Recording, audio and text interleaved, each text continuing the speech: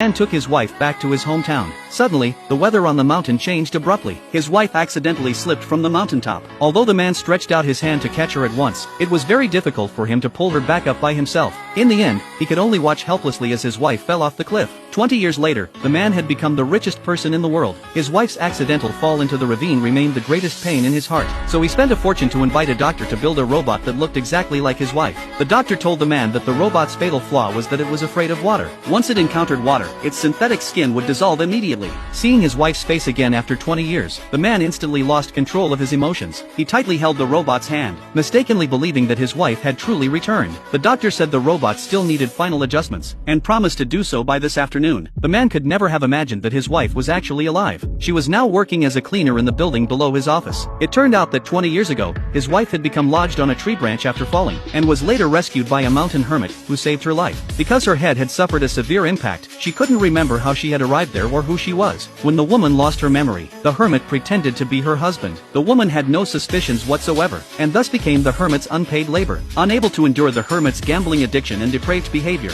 20 years later, the woman escaped the mountain and came to work as a cleaner at the tycoon's company. Suddenly, the hermit called to scold her for running away, demanding that she return $500,000, otherwise, he'll hand her over to her creditors as a maid. The woman knew very well that if she couldn't come up with $500,000, the hermit will never let her go, but she was